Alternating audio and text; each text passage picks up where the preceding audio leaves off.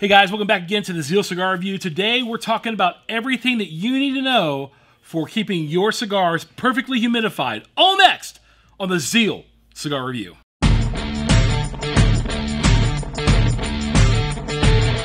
Well, I'm in a bad mood today, and it's not about you getting pantyhose. Although I know that... What are you doing with these? Dude, this came literally out of your pocket. No wonder you're in a bad mood. You started talking to me about certain things, and we can't mention those on the video because we would lose views. What are you doing with these? Dude, literally they came out of your Harley Davidson. I don't know if everybody who rides Harleys has pantyhose or what it is, but you pulled them out of your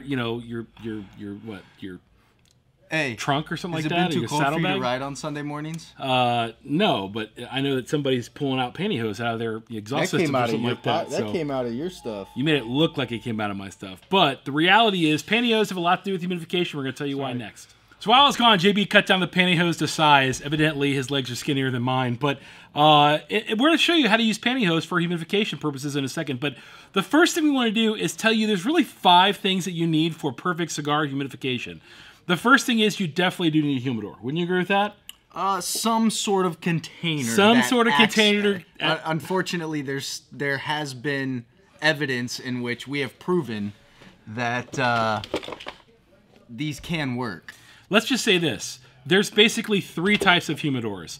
There's an acrylic humidor or a tupidor, okay? It's both basically the same thing, okay? I would say. There is a wooden humidor, and they come in all shapes and sizes. And then there is something called a coolador, where it's like they took an old wine storage cooler and shoved shelves in it and everything like that, and made it a little more humid, if you would. More temperature controlling. Exactly, through some, humidity solutions and stuff like that. So what we're going to do today is talk about, regardless of what humidor you have, what you need for that humidor. A lot of people have made a lot of different videos on that. Bovita's made some, CIGARS made some, and everything else like that. I'm not an anti-Bovita guy, but I am telling you, a lot of you are buying way too many of those, and you don't really need them. And we're going to show you the solution for your humidity needs and keeping your cigars perfectly fresh every single time. My humidor, I have a coolador at home. My coolador at home stays 70-70 year-round, perfectly through the ways we're going to show you. JB, what about your humidor? Same. Exactly. Yeah, I do have to do a couple things every now and then. I'll change the beads every now and then. Sure. Just to eliminate any odor from storing in there. Okay. But that's the only thing that I do. I never change my beads at all whatsoever. That's probably why you stink. I keep my beads exactly the same, and they've lasted forever. And we're going to show you a trick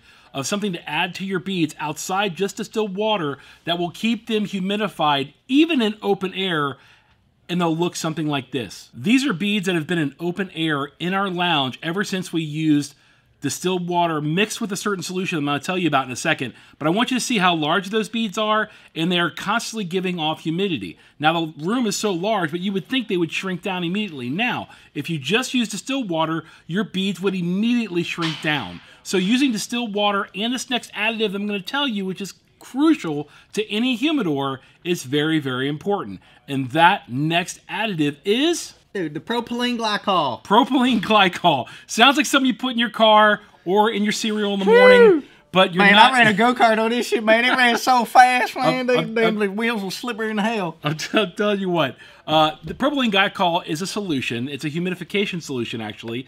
And what you simply need to do to any kind of humidification device that you're going to have is you're going to add 3 parts distilled water and 1 part propylene glycol. So if that's 1 cup, okay, if that's 1 cup, or a whiskey bottle here, if that's 1 cup, you want to put 3/4 cups distilled water and then 1/4 cup propylene glycol. Mix it, shake it up all together, and then put your beads in like a shot glass like we showed you before. When I say how many beads should you have, it's all relative, predicated on the size of the humidor. It really is. So if you first look at these beads, you can see how little they are. Justin's going to pour some down. You don't need many. Go ahead and pour like till the bottom's all covered. Right That's there. a lot. Okay. That's probably just enough, maybe a little too much. You won't need more than that, okay? And once you're done with that and you have your mixture already set, you want to add it to the beads. You want to fill it up all the way, like Justin is doing right here. He wants to actually fill it up more than that because the beads are actually going to soak in all of that water. Now, these beads are also called water beads. Water beads, humidification beads, plant beads. I've heard them called Orbeez. They're all the same thing. They really are. So there's no odor released from them or anything else like that. And if there is, it's so minor it doesn't affect your cigars.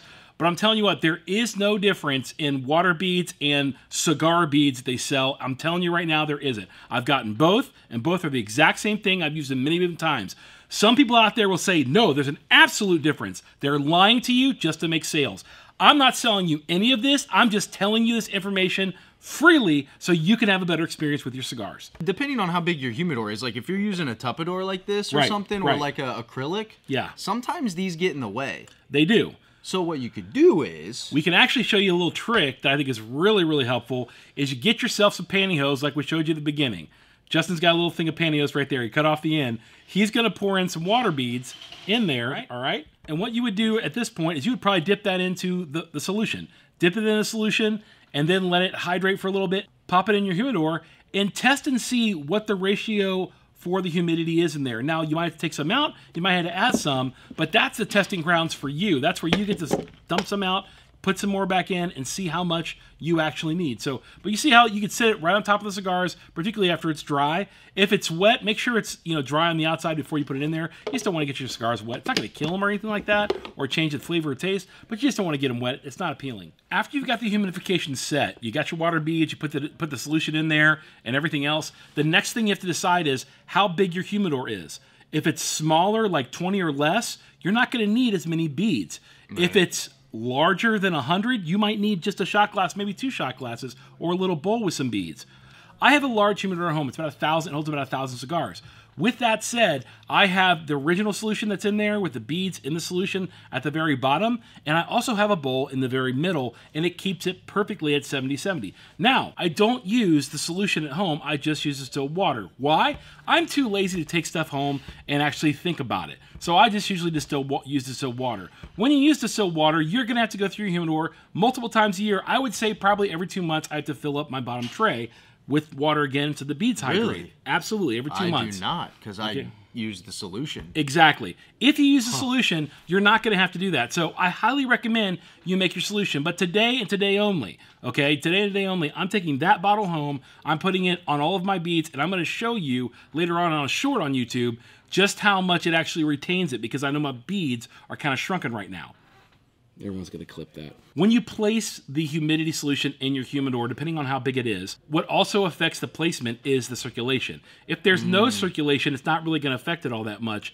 You're not going to be able to put it in the middle, probably because all the cigars are going to go there. Just put it on the side or in the corner or something like that. If you do have circulation, if you do have a coolador and you have a fan going, you want to place it in the middle shelf and at the bottom, or at the bottom and at the top shelf, so it circulates within there, depending on how large it is. So another thing that's kind of important that a lot of people sometimes forget about is you gotta have the humidor full of cigars. They're not not all the way full, right? But I would say probably, what would you say, 20%? No, I'd say it depends on how big the humidor is. So okay, so let's say it's a 100 count or a 50 count. Let's say most people have a 50 count. I would say probably you want to have about 20 cigars in there. Okay. 15 to 20 cigars. Okay. Yeah, 15 to 20 cigars. If you just have like 3 or 4 cigars in there, you're going to notice your humidity going down pretty quick. Yeah. Because cigars are absorbing it, and or the cedar has released a lot of the humidity already into the cigar. So it's very, very important to keep your larger humidors in particular at that. Now, if you only have like a 20 count acrylic and you only have one in there and it's airtight sealed,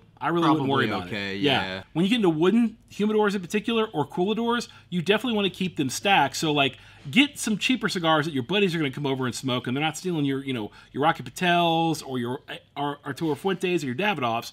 Give them some cheap ones, okay? And then line your bottom with the cheap ones. Put your humidity solution on the top or on the side, so that it keeps more of a steady humidity in there. Now, what is the perfect humidity? We've said this many times before. It's 70% humidified in there. That's the perfect. Many people can't get perfect for whatever reason possible. And I would say the give and take of that is about 5 below, 5 high, meaning 65 to 75. 75 is a lot higher than I would go. I'd say probably 72, 71, if you would, but down to like 65. Some guys like smoking their cigars a little bit drier. So 65 kind of works out that way. Yeah, they say Cubans are stored usually typically a little drier. They are. They definitely are. So the last one is kind of important too, though. Yeah, and that is, of course, the placement of the humidor. You gotta put it in the right place. You got if you Like in the garage? No, you don't put it in the garage. You don't put it outside unless you live in Nicaragua or Dominican Republic. You don't want to put it outside even if you live in perfect humidity or Florida. You want to keep it in really a dry, cool place because it's going to be humidifying your cigars. And if you have a coolador in particular, you definitely want to keep it out of the sun whatsoever. All of your humidors